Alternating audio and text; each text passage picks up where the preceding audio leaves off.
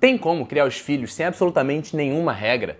O autor desse livro fez exatamente isso. Ele tem 5 filhos e eles podem comer o que eles quiserem, bala, chocolate, sorvete, biscoito, a hora que quiserem. Eles podem ir dormir e acordar quando bem entenderem. Eles podem ficar na tela, no computador, no joguinho, no celular, o quanto eles quiserem. E ao contrário do que muita gente pensa, eles não são obesos, diabéticos, cheios de cárie, crianças que só ficam na tela. Muito pelo contrário. São completamente saudáveis, bem educados, preferem brincar com os amigos sempre que tem a possibilidade. E, ok, o que é isso? Nesse vídeo eu vou fazer o review desse livro, The Sovereign Child, que em português seria A Criança Soberana, onde ele coloca na prática e compartilha os exemplos desse movimento chamado Levando Crianças a Sério. Ele não é o criador desse movimento, ele nasce da filosofia do David Deutsch e do Karl Popper, vou falar disso mais pra frente, mas basicamente a ideia principal é que a infância é o momento onde você deveria estimular ao máximo possível o aprendizado da criança. E a melhor forma de fazer isso é estimulando a liberdade, a criatividade, a autonomia, a curiosidade,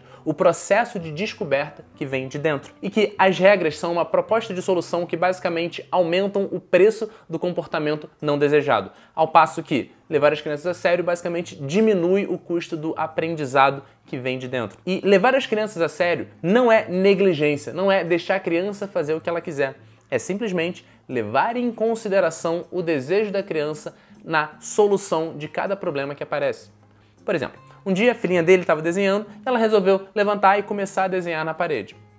Normalmente, o que uma pessoa faria seria criar uma regra do tipo não pode desenhar na parede, ir lá e tirar a criança à força, ou tentar convencer do contrário. O que ele fez foi, e o que ele propõe que as pessoas façam é, para cada problema desse, tira 60 segundos, 1 minuto, não é um tempo gigantesco, para buscar uma solução que seja ganha-ganha, que leve tanto em consideração a vontade da criança quanto a sua.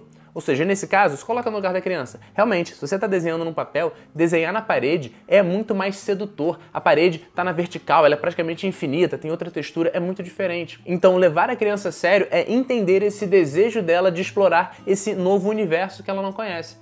Agora, simplesmente deixar ela desenhar seria ser negligente com ele mesmo, com o desejo dele de não ter a sala dele toda rabiscada. Então ele tirou 1 minuto para pensar numa solução ganha-ganha e chegou numa. Ele falou, ok, eu vou colocar um monte de cartolina, coloca um durex ali até a altura que ela alcança para ela poder desenhar. Depois ele pode tirar a cartolina, guardar, jogar fora, botar outra e tudo mais. Então, naquele momento ele encontrou uma solução que era ganha-ganha, que levava o desejo da filha em consideração e também o dele. Aí muita gente vai dizer, ok, mas isso é muito fácil, mas e quando é uma coisa que pode gerar um dano permanente? A coerção é sempre uma possibilidade. Ele usa muito essa palavra, eu até anotei aqui a definição. Coerção é ato de induzir, pressionar ou compelir alguém a fazer algo pela força, intimidação ou ameaça. Então, a grande maioria dos pais educa os filhos, disciplina eles pela coerção. Mesmo que a pessoa nunca use a violência física, o fato de que essa possibilidade existe a ameaça, o fator psicológico, existe o peso da opinião do pai, o peso de um pedido e o peso de uma ordem. Ele tenta nunca dar ordem, sempre dar sugestões, sempre conversar, sempre negociar. Ah, mas isso vai levar crianças que são mimadas, que não sabem reconhecer a autoridade? Não. A criança sabe muito bem reconhecer a autoridade. Ela está o tempo todo participando, por exemplo, de jogos com regras muito bem definidas, com autoridades muito claras, e ela sabe seguir essas autoridades. A única diferença é que ela tem a possibilidade de optar sair se ela quiser. Ela pode não participar do jogo, ela pode não participar do jantar, ela pode não assistir o filme com a família que todo mundo está fazendo, se ela quiser. Agora, se esse desejo for muito problemático, ok, sempre tem a possibilidade da coerção. Por exemplo, um dia a filhinha dele precisava tomar um antibiótico. Aí ele tentou conversar com ela, explicar a importância, ela não quis. Tentou botar junto com um docinho, uma coisinha, não conseguiu. Ele falou, tudo bem, não é uma emergência, mas se até o fim do dia eu não conseguir uma forma dela tomar esse remédio, eu vou forçar ela a tomar. Mas eu tenho esse tempo. E por acaso, o outro filhinho dele, que era neném, precisava tomar uma injeção. E essa filhinha, que precisava tomar um antibiótico, adora ajudar ele com tudo que ele faz em relação ao neném. Então, quando ele foi dar a injeção, ela quis participar, ser enfermeira. Então, quando ele estava falando ali com vozinha de criança, né, explicando pro neném por que ele tinha que tomar a injeção, ela começou a repetir, começou ela a explicar essa coisa. E ele percebeu ali uma possibilidade. Ela ficou lhe ajudando, quando ele terminou da injeção, ele pegou o antibiótico dela e falou, ah, esse aqui é o seu. E aí ela foi e tomou. Ele falou, maravilha, encontrei uma solução sem a necessidade de coerção. E essa solução pode ser usada diversas vezes. Talvez não com todos os filhos, talvez não sempre com essa filha, mas em alguns casos, se eu não tiver um outro filho precisando disso, eu posso pegar uma boneca, eu posso tentar usar esse processo para estimular ela a querer tomar o remédio. Ah, mas e se não funcionar? Exatamente o que ele já tinha falado. Se eu não encontrar uma outra forma, eu posso usar a minha força física, eu posso forçar ela a fazer aquilo. mas o objetivo é você buscar o máximo que você puder soluções que levem a criança a sério, que levem o desejo dela a sério. Se tem casos em que não é possível, tudo bem. Mas toda a proposta do livro é mostrar, não ensinar de uma forma de cima para baixo, esse é o certo aqui, como você deveria fazer. Muito pelo contrário, ele deixa muito claro, olha, esse é um experimento que eu estou fazendo e várias outras pessoas, eu busquei em várias comunidades, tem milhares de pessoas no mundo que levam isso, que colocam esse movimento na prática em graus e intensidades diferentes. Ele é a pessoa que eu acho que, das que eu conheci, que mais intensamente faz isso, mas o grande ponto é compartilhar o que ele está fazendo e não compartilhar as soluções, porque esse é o ponto. Regras são soluções fechadas que a gente absorve, que tem uma série de consequências negativas. São soluções que não percebem, não levam em consideração aquele cenário. Se a regra é tem que escovar o dente antes de dormir, todo dia, acabou, não tem conversa. Não importa se você não comeu, você está cansado, você não tem que escovar o dente. Ao passo que, quando você internaliza aquele problema, né, eu como adulto, eu escovo o dente não porque tem uma regra que eu tenho que escovar o dente antes de dormir, mas porque eu sei que eu não quero ter cárie, que eu não quero ter mau hálito, que é importante manter a minha higiene bucal. Né, quando eu estava no colégio, me obrigavam a fazer dever de casa, eu fazia não porque eu achava que era uma forma de entender o assunto, mas porque senão eu ia tomar bronca do meu pai, do professor, ia ter uma punição para o comportamento indesejado. Hoje em dia, quando eu leio um livro, quando eu estudo um assunto, quando eu vejo vídeo, eu estou interessado em fazer os exercícios, em buscar absorver melhor aquele conhecimento, porque eu já valorizo adquirir o conhecimento por mim mesmo, porque eu vim a entender de fato o que é esse problema. Então, quando você está simplesmente usando regras como solução de todos os problemas, como forma de ter controle, como forma de organizar a casa, em geral você está desconsiderando a criança. Por quê? A regra é uma solução do problema do ponto de vista do adulto. Mesmo uma regra que é para criança, mesmo que eu diga, a regra é escovar o dente antes de dormir, é para o meu filho, é porque senão ele vai ter cárie. É para ele, eu não quero ter essa regra. Do ponto de vista da criança, principalmente de uma criança pequena, que não entende o conceito de cárie, de bactérias, para ela essa regra é totalmente arbitrária e é algo que ela faz porque o pai mandou. Inclusive, tem 4 problemas principais de você ter regras. E o primeiro deles é você danifica a relação entre o pai e o filho naquele instante. Então, se o pai é a pessoa que está sempre proibindo de comer o biscoito, o sorvete, que está tirando o jogo, que está não deixando de fazer tal coisa, que está proibindo, que está reforçando as regras, porque você tem que ser juiz, policial e fiscal de todas as regras o tempo todo. A maioria das casas que você vai com crianças é essa briga. Tem que dormir cedo, tem que acordar, bota essa roupa, come tudo, não fez isso, faz aquilo, olha só. Você está o tempo todo obrigando a pessoa pela coerção a fazer o que você deveria.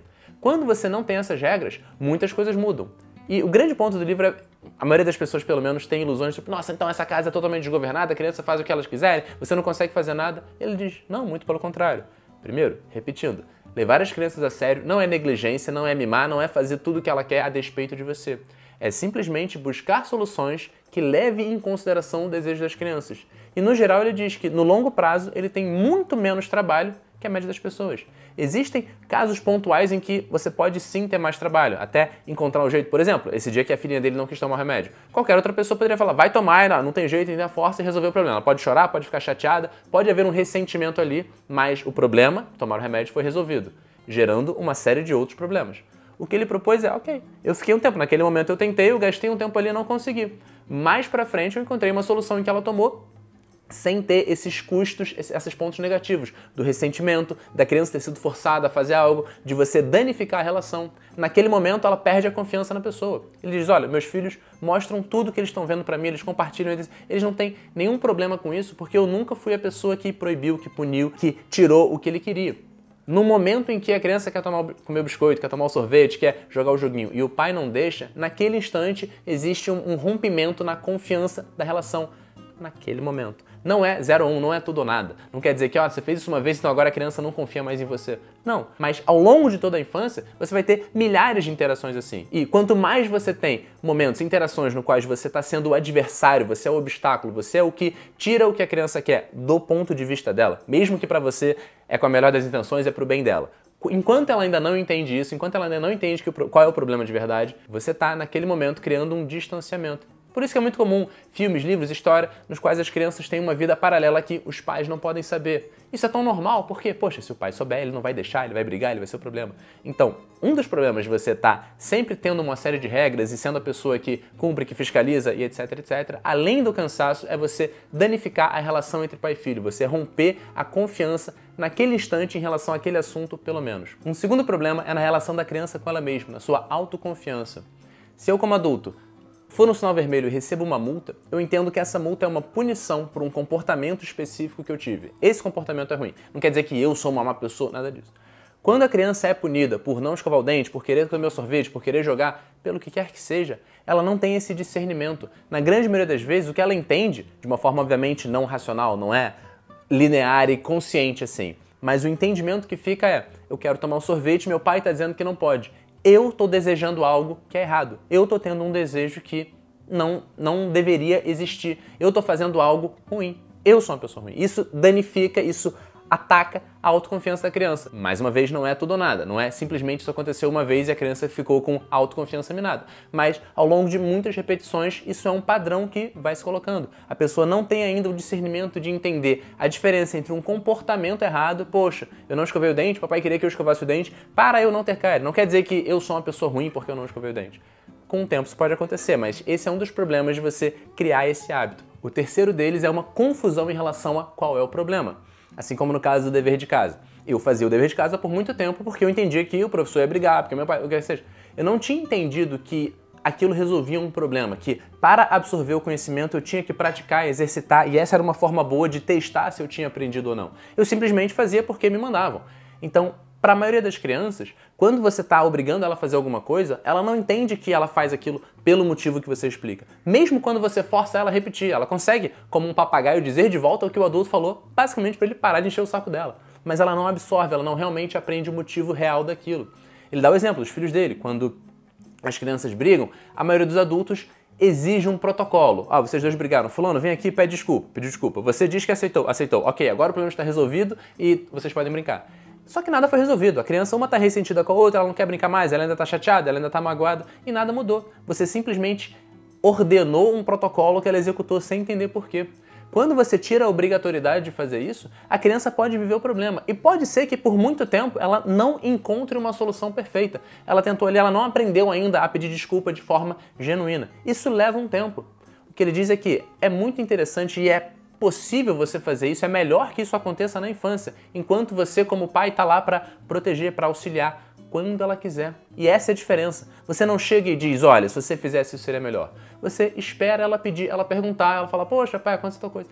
E como você está preservando a relação de vocês, sendo sempre a pessoa que ajuda, que apoia, nunca sendo a pessoa que está tirando o que ela quer e tudo mais, ela tem uma abertura muito maior a isso. E é melhor que essa coisa aconteça. Eles, por exemplo, os filhos deles não são obrigados a fazer nenhum desses protocolos. De chegou na casa do vô, tem que falar com todo mundo, tem que pedir por favor, obrigado, nada disso. Ele deixa as crianças descobrirem isso sozinhas. E se por um período, quando o filho está chegando na casa, ele não fala com ninguém, as pessoas falam, nossa, que criança mal educada, ele fala, ele está no tempo dele. E tudo bem. É melhor que ele seja uma criança mal educada por um tempo, onde isso é permitido, do que um adulto assim.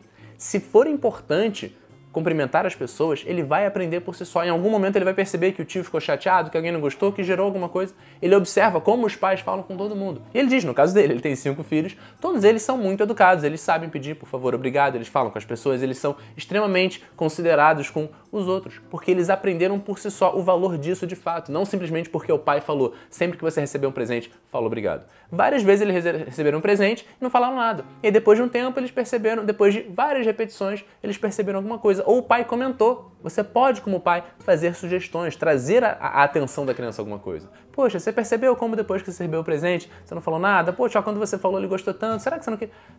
Pode ser que funcione, pode ser que não. Deixa a criança desenvolver aquilo no tempo dela, estando você ali para auxiliar, para ajudar. Isso faz uma diferença gigantesca e essa é a proposta que ele fala.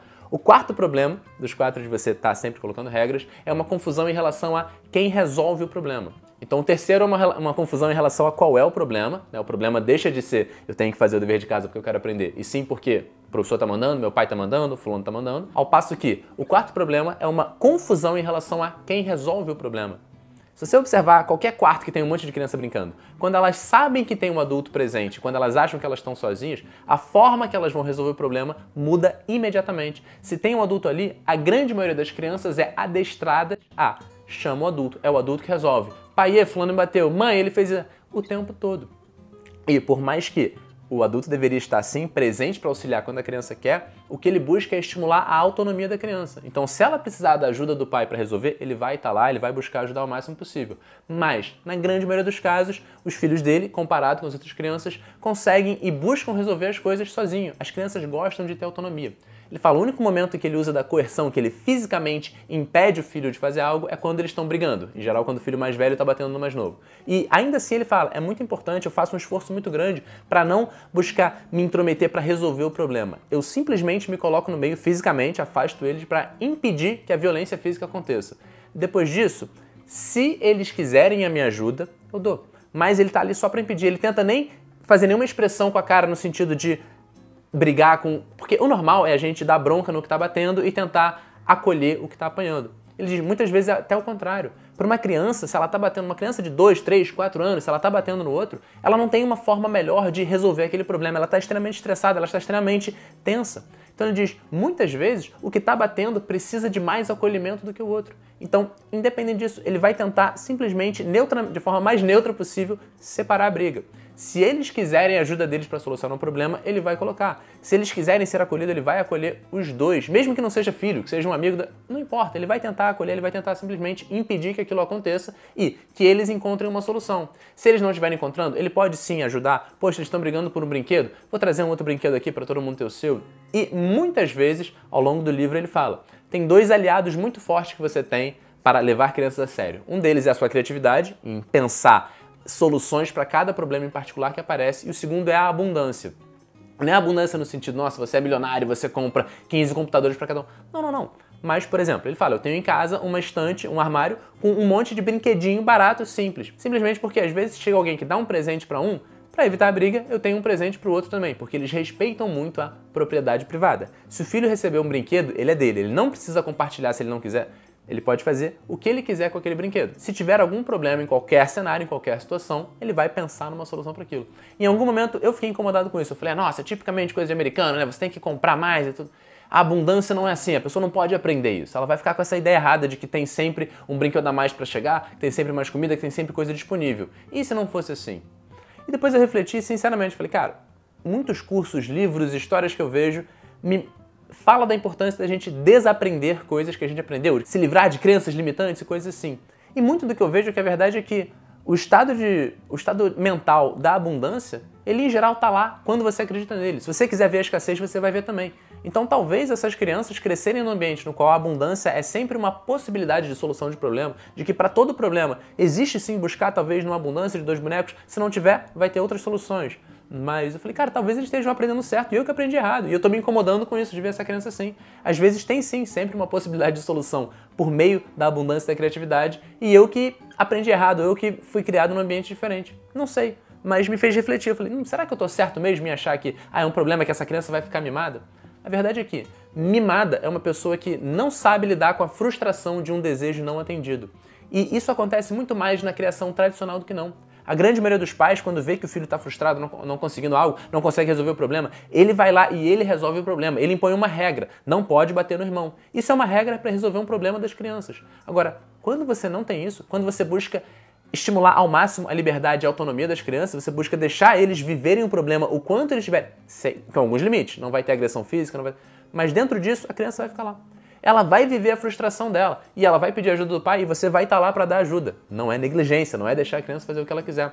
Essa criança vai ser muito menos mimada, ela vai ser muito mais acostumada a lidar com a frustração. Porque quanto mais autonomia você tem, especialmente quanto criança, a criança não sabe fazer as coisas, ela vai errar, ela vai tentar fazer alguma coisa e não vai conseguir muito mais vezes do que a outra. Então ela vai aprender a lidar com as frustrações muito melhor, ela fica muito menos mimada na verdade, ela fica muito melhor em obedecer à autoridade, porque ela não obedece à autoridade simplesmente porque a autoridade é maior, ela foi acostumada a cair para qualquer coerção, mas porque ela reconhece que essa autoridade, ela está voluntariamente aceitando fazer o que essa pessoa está pedindo, seja a regra do jogo, seja o policial na rua, seja o médico no hospital, seja onde for.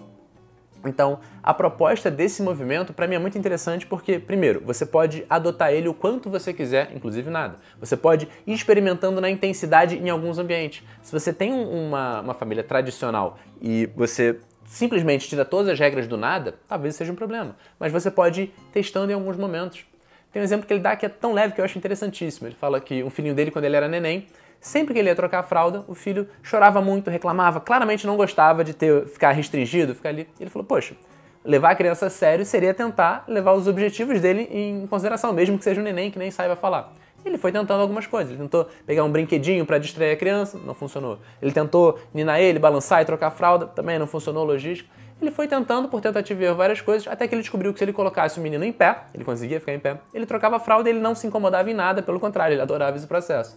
Ele achou ótimo, ele achou essa solução, contou para as outras pessoas que cuidavam do filho, só funcionou para aquela criança, não funcionou para nenhuma outra, mas a lógica é essa, é você levar cada caso em consideração. Eu acho que o conceito de justiça mais interessante que eu já vi veio de um lugar completamente inesperado, veio de um episódio daquela série Star Trek, antiga, que é um episódio bem menos conhecido, no qual eles chegam num planeta que é uma utopia, o planeta é quase perfeito. Você tem uma segurança incrível, as pessoas são felizes, tudo funciona, tudo é bonito e tudo mais. Mas tem um porém.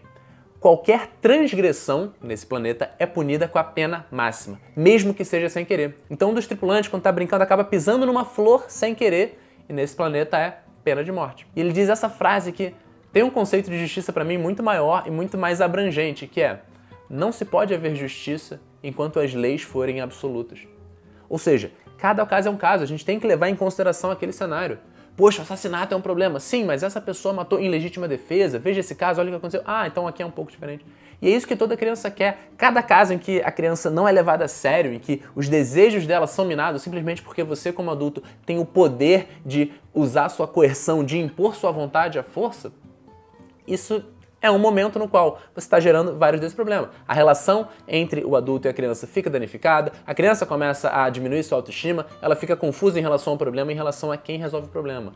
Quanto mais você estimula a liberdade, a autonomia, a descoberta da criança por tentativa e erro, principalmente quando ela está pequena, que você pode ajudar se algum problema acontecer, porque esse é o ponto, você fala, nossa, se você não criar o hábito de alimentação saudável, a criança vai ficar obesa, diabética, ela vai ter uma série de problemas. Ok?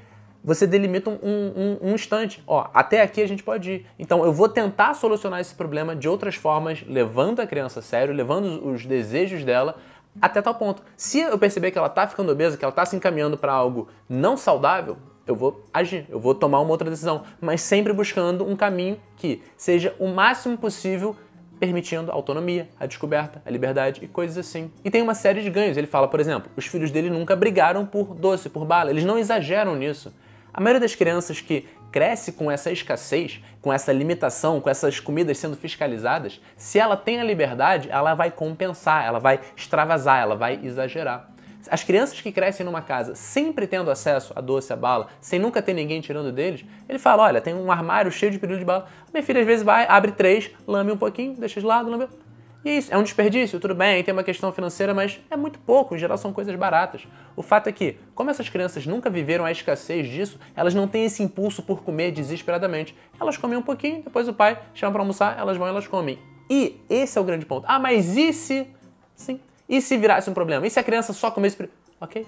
Se virar um problema, você vai buscar solucionar da forma que você está buscando solucionar todos os outros. Gastando a sua criatividade e pensando numa forma de como que eu levo em consideração o desejo dessa criança para solucionar esse problema. E se você não encontrar nenhuma solução melhor, ok. Aí você pode usar coerção. Falar, ó, a partir daqui eu estou batendo meu pé, eu sou maior, mais forte, eu estou dizendo que isso é o certo. Mas o que ele mostra é que, no exemplo dele para todos os casos, mas para a grande maioria das pessoas, eu pesquisei vários grupos de pessoas no mundo inteiro que colocam esse movimento na prática, no dia a dia, e eles dizem que sempre tem uma solução, você sempre encontra. Às vezes demora um pouquinho mais, às vezes não é necessariamente a mais prática, mas, no geral, essas soluções funcionam e, no longo prazo, você tem menos trabalho, você cria uma relação de respeito e confiança com a criança muito maior.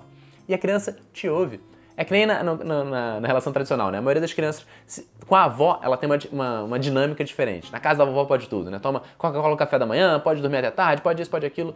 Então, se a avó faz uma sugestão para a criança, pede alguma coisa, ela está muito mais aberta, as barreiras estão baixas. É diferente do pai, que é a pessoa que está sempre impondo limite, punindo, tirando, isso não pode... Quando o pai pede alguma coisa, você já tem uma dinâmica de adversariedade, de ele é obstáculo, de eu tenho que ficar ligado, opa, aqui não, eu tenho que me proteger. Se você, como pai, tem essa dinâmica de nunca ou quase nunca ser a pessoa que está impondo as regras, você sempre é a pessoa que está ajudando, que está levando a criança a sério. Quando você leva a criança a sério, ela vai te levar mais a sério também. Então, ele dá vários exemplos no livro que eu acho que são muito interessantes, que mostram como as coisas no dia a dia podem funcionar. E não na ideia de você copiar esse exemplo, de copiar essa solução. Porque isso é uma regra. Essa é a proposta da regra. A regra é uma solução fechada que você vai usar em qualquer cenário. É essa justiça que nunca vai acontecer porque é uma lei absoluta. O outro extremo é você pensar, caso a caso, qual é a solução para esse problema que leva em consideração os desejos da criança e os meus. Muitas vezes, se você não encontrar uma solução perfeita, tudo bem, os seus vão prevalecer. Mas é levar a sério, que nem eu levo uma visita que vem na minha casa. Se eu convido um amigo para almoçar e ele não quer comer a comida que eu fiz, ele não quer comer o brócolis, ele não gostou daquilo, eu não vou forçar ele a comer. Eu vou levar os desejos dele em consideração. Numa próxima vez que eu convidá-lo, eu vou tentar fazer algo que ele gosta, eu vou tentar chegar num comum acordo ali. E se não for possível, tudo bem. E essa é a forma que ele propõe e que ele está tentando criar os filhos assim. Ele fala, olha, sempre que possível eu vou tentar ajudar as crianças a levar os desejos dela em consideração, a permitir que elas explorem o mundo nos próprios termos. Se não for possível, tudo bem. Então, eu achei extremamente valioso ler esse livro e muitas vezes, até uma coisa que eu não esperava, eu me peguei mentalmente discutindo com raiva do autor em vários momentos, pensando, mas e se fizesse isso? E se fosse assim? Queria ver se fosse nesse caso. Depois eu percebi e falei, olha só. Isso para mim é um indicador de que eu tenho regras muito mais arraigadas sobre esse assunto do que eu imaginava. Porque se teve uma reação exacerbada é porque tocou num ponto sensível. E eu não achava que eu tinha esses pontos, porque eu não só não tenho filho, como não penso em ter, pelo menos num futuro próximo. Então eu achei que esse assunto fosse super leve. Eu vou, de curiosidade, assistir sobre o que essa pessoa está falando, como é que é. E eu percebi que não. Então, se esse assunto toca num ponto profundo em você, você acha que, nossa, não é assim. Talvez seja um convite interessante a você revisar essas regras, entender por que é assim. Porque, de fato, você falar de uma forma sobre como poderia ser uma forma melhor de criar os filhos, talvez, primeiro, uma crítica velada a como as pessoas hoje estão criando seus filhos e como seus pais criaram você, como seus avós. Então é uma crítica pesada para muitas pessoas. É interessante você tentar buscar uma outra forma de ver isso. Ele mesmo diz, quando ele sugere para muitas pessoas, por exemplo, que estão criando os filhos assim, a relação com os pais, com os avós, como é que faz? Ele fala, olha, o que eu faço quando eu vou deixar a criança com os avós, eu digo, olha, é assim que eu estou criando, não precisa fazer isso, sabe? Se ele sujar alguma coisa, deixa que eu limpo depois, pode deixar comer o que quiser, pode fazer isso, aquilo, outro. A gente está experimentando essa proposta, essa forma de criar. Até o momento parece ter dado certo. Se você perceber alguma coisa esquisita, se tiver alguma crítica, traz que a gente vai levar a sério também. Eu realmente quero ouvir. E de fato ele leva a sério, ele está muito presente na criação dos filhos. E ele tem um trabalho full-time, ele é um médico, trabalha no hospital, a esposa dele também. Então isso não é uma coisa só de quem tem o privilégio de poder... Não, isso... Ao que eu percebi, ao longo do mundo inteiro, cada pessoa adapta do seu jeito. Isso é uma filosofia, isso é um movimento. A lógica é, eu vou tentar levar os objetivos da criança a sério na solução de cada problema. Como você vai fazer isso no dia a dia? Qual o limite que você pode chegar, passar e tal? Isso depende de você. E a proposta filosófica por trás, esse movimento nasce, o Karl Popper e o David Deutsch falam desse movimento filosófico chamado racionalismo crítico, e basicamente a lógica é que só tem duas formas de se criar conhecimento no universo. Uma delas é a evolução, então o DNA tem uma mutação que gera uma proteína que vai criar um fenótipo diferente, Então um ancestral da girafa teve uma mutação que gerou uma girafa com um pescoço maior e essa mutação foi benéfica, ela permitiu essa girafa se alimentar melhor, criar prole e tudo bem. Então essa foi uma ideia, foi uma coisa nova que surgiu no mundo e que foi bem aceita. A única outra forma no universo de se criar ideias é pensando, criando hipóteses, imaginando e testando coisas por tentativa e erro. Então, a ideia é que não existe uma autoridade que vai dizer o que é certo ou errado. A maioria do aprendizado, da forma de ensino, é como se fosse uma metáfora de que a criança é um balde, o conhecimento é o líquido que você vai encher ali. E você vai de tempos em tempos fazer testes, fazer perguntas para ver se ela está absorvendo exatamente o que você está dizendo. E a premissa principal é que você nunca controla como o conhecimento cresce numa pessoa. Muitas vezes o tiro sai pela culatra. Muitas vezes você está dizendo, olha, você tem que fazer o dever de casa, você tem que lavar a louça para aprender a importância da limpeza, de uma louça limpa e de cuidar da casa. Muitas vezes a lição que a criança aprende é se ressentir de ser obrigada a fazer isso. E nos Estados Unidos, pelo menos, é muito comum que quando a pessoa faz 18 anos, ela sai de casa e vai morar na faculdade. E muitas pessoas têm um período, às vezes de meses, de dormir tarde, só comer besteira e não vai nas aulas e fazer aquilo. Porque é a primeira vez que essa pessoa tem a autonomia de escolher o que ela quer fazer. Então ele diz, é muito mais interessante quando isso acontece antes, na infância, porque o dano que ela pode causar nela mesma e você tá ali ainda para corrigir, para ajudar, para permitir que ela explore e se conecte com seus desejos, com as suas vontades, que ela perceba os custos dos trade-offs. Porque hoje, como adulto, eu sei falar, beleza, é importante dormir na hora certa, é importante me alimentar bem, é importante fazer exercício. Mas se eu tenho um relatório importante para entregar amanhã e eu não conseguir, eu falo, ok, hoje eu vou sacrificar o meu sono para terminar isso, amanhã eu vou ficar o dia inteiro trabalhando com sono, mas eu estou escolhendo fazer isso. Eu sei que é importante me alimentar bem, mas essa semana que eu vou viajar, eu quero sair da dieta, e eu estou fazendo essas escolhas de livre e espontânea vontade, levando em consideração os meus conhecimentos. Quando a criança pode viver isso também, ela está fazendo o mesmo caminho. Isso que é viver.